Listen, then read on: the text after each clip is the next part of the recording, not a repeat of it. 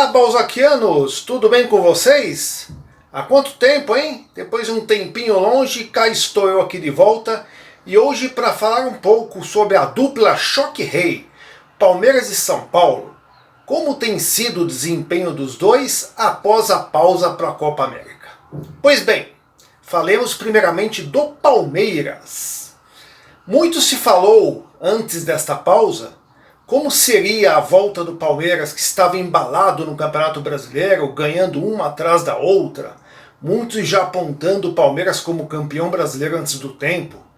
Pois bem, o Palmeiras voltou da pausa e no primeiro jogo parecia que não tinha perdido embalo. Jogou bem e venceu o Internacional por 1-0 na primeira partida das quartas de final da Copa do Brasil.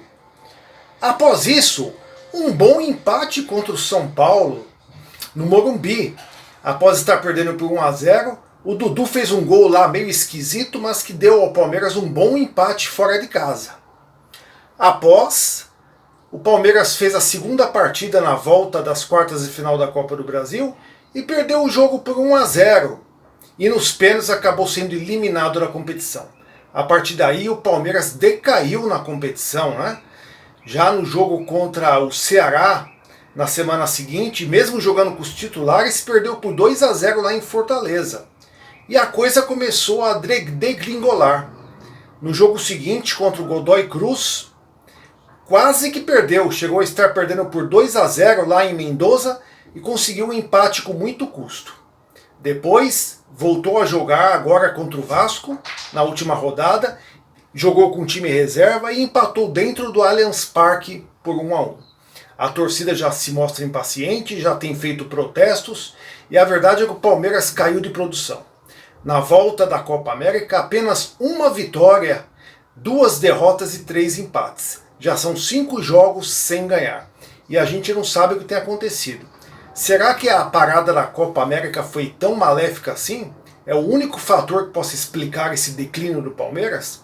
Eu não sei te dizer, mas ao meu ver, talvez outros fatores estejam influenciando para que o Palmeiras tenha caído de produção. Acredito que não fatores físicos, porque o time ficou parado, treinando, descansando, então não teria o porquê se falar em parte física. Mas a verdade é que o Palmeiras está meio desencontrado. Também não sabemos se nos bastidores existem problemas de relacionamento, de jogadores insatisfeitos. Enfim, alguma coisa está errada no Palmeiras e é bom que o Palmeiras reaja logo porque ainda nesta rodada ele pode perder a liderança para o Santos. Pois bem, vamos ver o que vai acontecer com o Verdão nas próximas rodadas. Já na próxima semana, o Palmeiras tem o compromisso de volta contra o Godoy Cruz, valendo a classificação para as quartas de final da Libertadores. Se o Palmeiras não se classificar, provavelmente entrará em crise. Mas eu particularmente acredito que o Palmeiras deva se classificar sim. E já na semana seguinte já tem clássico contra o Corinthians em Itaquera. Um jogo importante que se o Palmeiras empatar ou perder, poderá já começar a se distanciar da liderança caso o Santos assuma a liderança nessa rodada.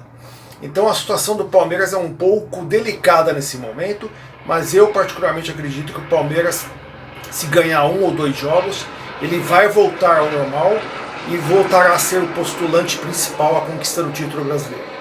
Com relação a Libertadores, eu tenho poucas esperanças. O Palmeiras tem se mostrado muito ineficiente em mata-matas e quando encontrar um time mais cascudo pela frente, eu acredito que o Palmeiras deverá ser eliminado, infelizmente. Agora falemos do São Paulo. Ao contrário do Palmeiras, o São Paulo parece que voltou melhor após a pausa da Copa América, né? Logo em seguida aí teve um bom empate contra o Palmeiras. Poderia ter sido melhor se não tivesse tomado aquele gol esquisito do Dudu. Mas o jogo em si foi igual e o resultado acabou sendo justo. Mas o São Paulo poderia ter saído com a vitória no Clássico. Pois bem, nas 2 rodadas seguintes o São Paulo se recuperou. Ganhou de 4-0 da Chapecoense. E agora na última rodada aí, que está em andamento, venceu o Fluminense já no Rio de Janeiro por 2-1, já com um gol nos acréscimos. Então o São Paulo tem mostrado evolução não só de resultados, mas também tem mostrado evolução física, técnica, tática e tudo mais. Aos poucos parece que o Cuca vai ajeitando as coisas ali.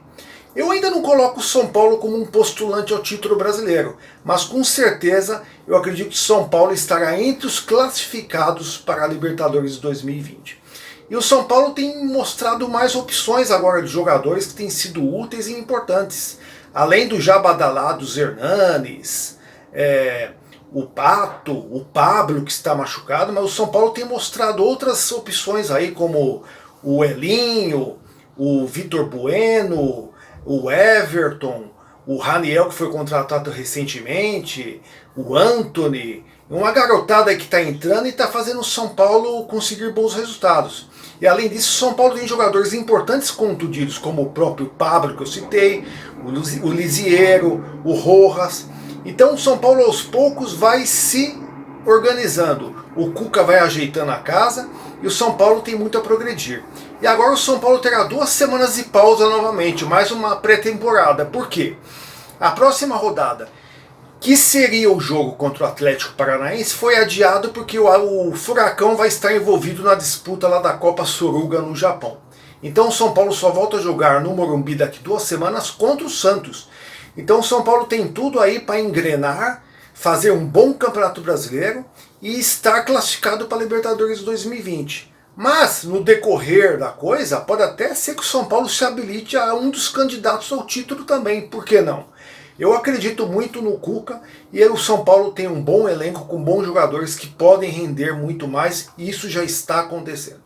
É isso aí, amigos balzaquianos.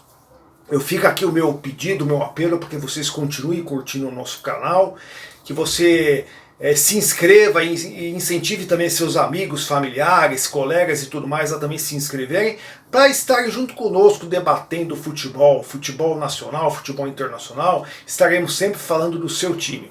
E eu especificamente estarei sempre falando com mais detalhes sobre a dupla Choque Rei, Palmeiras e São Paulo. Portanto, amigos, tudo de bom para vocês e até a próxima. Um abraço a todos, tchau!